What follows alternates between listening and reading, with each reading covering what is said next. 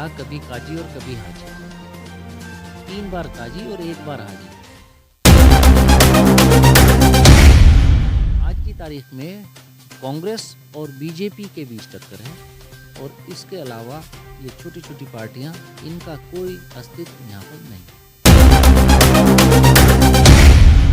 NCP भी है, TMC भी है, रामविलास पासवान जी की पार्टी वो भी है, ओवैसी साहब की पार्टी भी है, तमाम पार्टियां हैं। तो इनको ही क्यों छोड़कर चल रहा है? पार्टियां तो बहुत हैं, लेकिन चुनाव कांग्रेस और बीजेपी के बीच।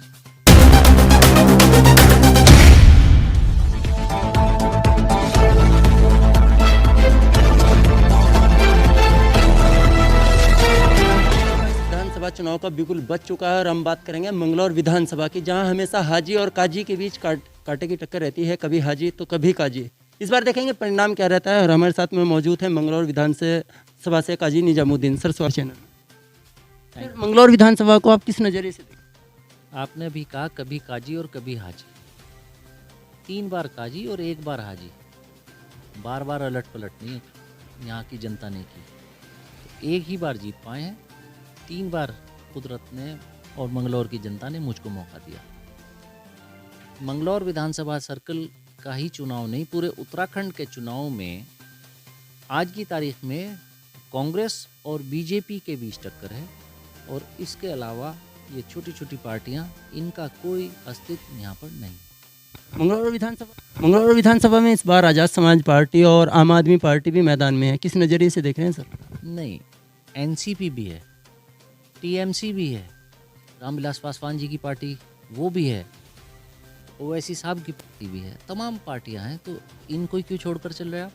पार्टियां तो बहुत हैं, लेकिन चुनाव कांग्रेस और बीजेपी के बीच। सर हाजी सरवत करीम अंसारी दावा कर रहे हैं कि इस बार अंसारी समाज के साथ साथ में अन्य समाज का भी भरपूर समर्थन मिल रहा है, इस पर क्या कहेंगे आप?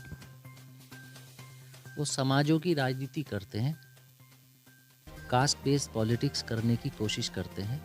समाज को तोड़ने और ख़राब करने की बात जो करेंगे उसको तो जनता वैसे ही बर्दाश्त नहीं करती। तो काम करें, काम की बात करें, आज की तारीख में महंगाई की बात करें, बेरोज़गारी की बात करें, रोज़गार देने की बात करें, अपना ब्लूप्रिंट दें।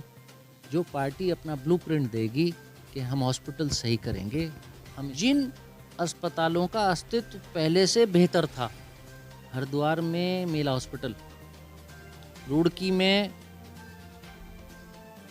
सीएचसी जो रुड़की हॉस्पिटल है, उसमें कांग्रेस गवर्नमेंट में भरपूर डॉक्टर होते थे, इन्होंने डॉक्टर के लिए तरसा दिया, ओपीडी कई कई दिन बंद रहती है। गुरुकुल नार्सन हॉस्पिटल में, मंगलौर हॉस्पिटल में हालत दवाओं की ख़राब कर दी, एंटी रेबीज़ इंजेक्शन नहीं दे पा रहे, कहते रहें, लेकिन भैंस के आगे बीन बजाते रहें, इस सरकार की सेहत पर फ़र्क नहीं पड़ता। तो ये सरकार ऐसी सरकार रही 5 साल जिससे कि जनता त्रस्त है और काम के नाम पर तो इन्होंने शायद ही कोई ऐसा काम किया हो। कुंभ जैसा एक पर्व आकर गया और कुंभ हॉस्पिटल में भी इन्होंने कोई काम करके नहीं दिया। पता नहीं कितना बजट वहाँ आया होगा, क्या होगा, हमें नहीं मालूम। तो फिर मंगलौर में ये इनसे हम क्या उम्मीद करें?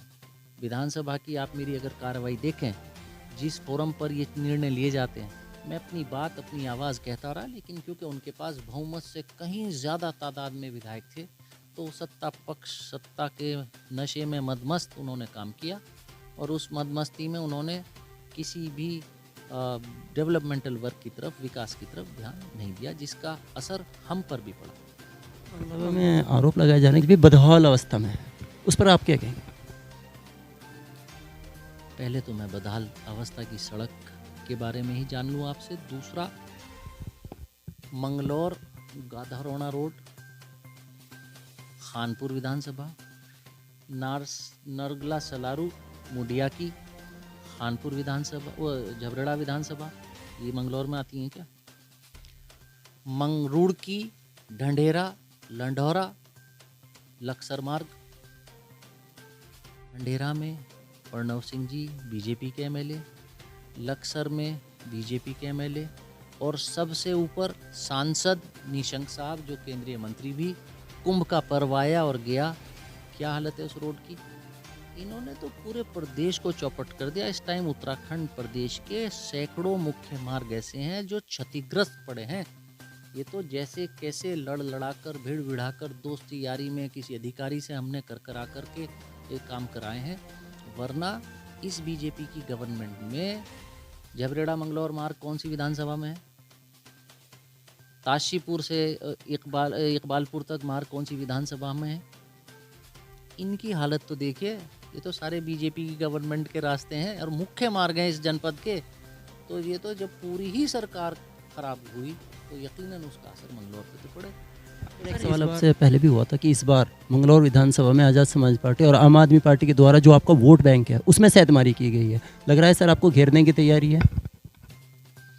जो लोग वोट बैंक की राजनीति करते होंगे उनके वोट बैंक में सेंध मारी जा सकती होगी। हमने कभी एक वोटर को एक सम्मानित वोटर के रूप में हम ट्रीट करते हैं, हम वोट बैंक के रूप में ट्रीट नहीं करते। हमारा लिए वो माननीय और सम्माननीय होता है। तो जो वोट बैंक की राजनीति करते हैं उनके वोट बैंक में सेंध लगाई जा सकती होगी। कांग्रेस ने हमेशा इकोनॉमिक पॉलिसीज़ पर राजनीति की है, तो हम लोग अपनी नीतियों को जनता के बीच में ले जाकर रख रहे हैं। अब जनता की मर्जी है, उन नीतियों को वो पसंद करती है या नहीं करती। वोट बैंक की पॉलिसी। चलिए सर, एक और सवाल करूँगा मैं आपसे कि अगर इस बार आपकी सरकार आती है तो ऐसे कौन से कार्य हैं सर जो आप मंगलौर विधानसभा के अंदर पूरे कराना चाहेंगे? बहुत सी चीज़ें हैं जो मंगलौर विधानसभा में अगर हमारे यहाँ सरकार बनती है, कांग्रेस सरकार में आती है और बाई द वे मैं भी जीत कर वहाँ पहुँचता हूँ, तो बहुत सी चीज़ें ऐसी हैं जो सरकार में रहकर करनी है। उन चीज़ों को तो धीरे धीरे होती रहेंगी, हम आपको दिखाते रहेंगे और बताते रहेंगे। बहुत से ख्वाब हैं मंगलौर के लिए जिनको हमको यहाँ करना। चलिए धन्यवाद सर। ये हमारे साथ में काजी निजामुद्दीन मंगलौर विधानसभा से। आगे की जो भी अपडेट रहेगी वो हम आप तक देखते रहेंगे। अगर आप हमारा पेज देख रहे हैं तो हमारे चैनल को कीजिए सब्सक्राइब, साथ में दबाइए bell icon. Cameraman Anuj Kumar के साथ मैं मोहम्मद आलम, यूनिस रुड़की।